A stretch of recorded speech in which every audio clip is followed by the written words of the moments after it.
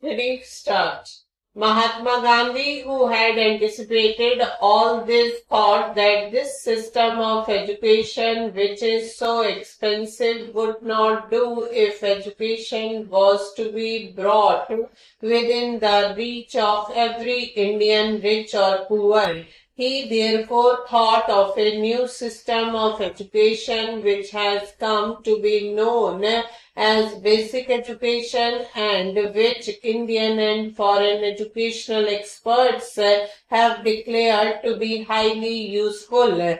According to Gandhiji, as far as I understood him, there are two basic merits in this new system. Firstly, education under this system is imparted not merely through books but through some kind of practical work so that the knowledge which children acquire will not be the result of mere memorizing but of actual experience.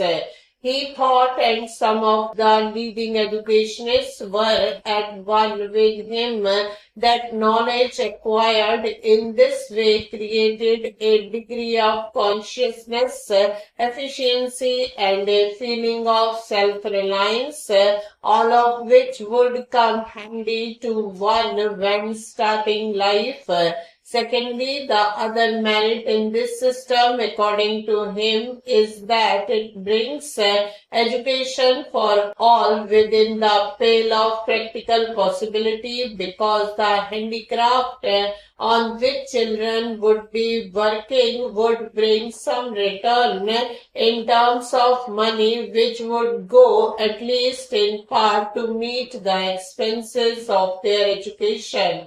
He was convinced that unless young scholars made this contribution towards their own education, universal education in India would never be possible. The result of all the discussions and experimentation in the field of education during the last 16 or 17 years is, in my opinion, the same that we arrived at in our discussions in the first conference held at Wardha. Educationists had admitted the utility of the new system but considered children's contribution towards their education as not only impossible but undesirable.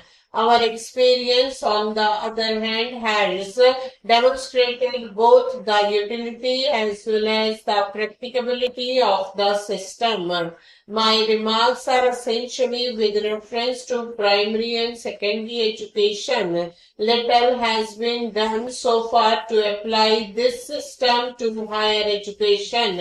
It is not therefore possible to say anything about it on the basis of experience.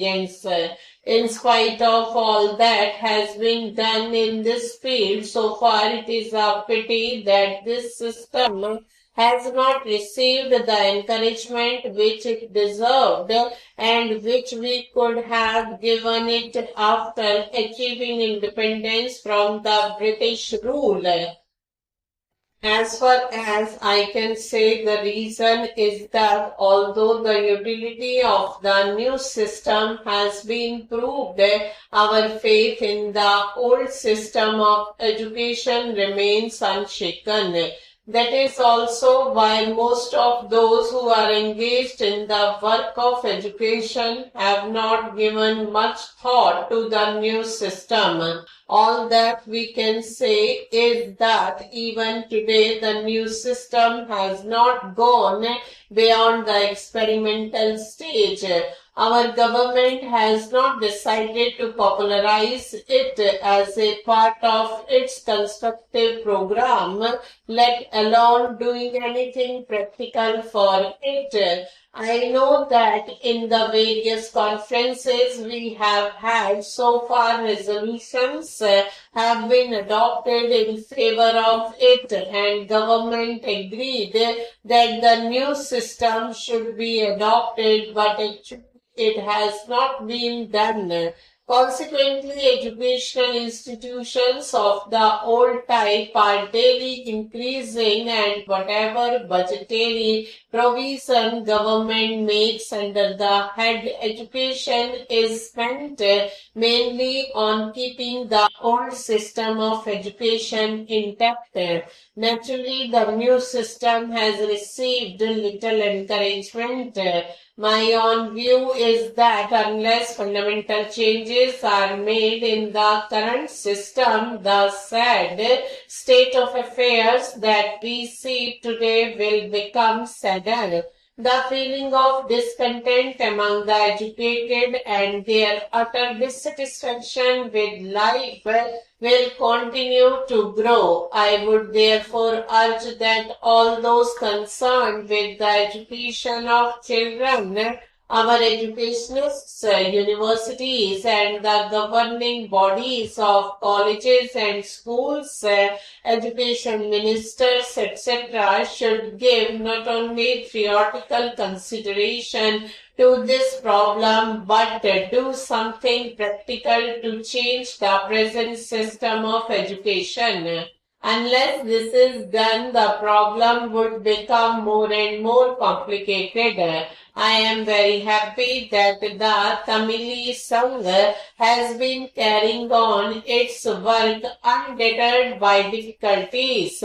I cannot say that its activities have influenced educational trends in the country to any considerable extent, but I must admit that whatever is being done by it is of great value to the country. Its usefulness would be realized when sooner or later, compelled by circumstances, we shall have to introduce fundamental changes in the system obtaining today. At that time, the experience acquired by workers of the Tamili Sangha will come handy. As I said earlier, our experiment in the sphere of primary and secondary education has been successful, and we can confidently recommend the new system to our countrymen at these two stages.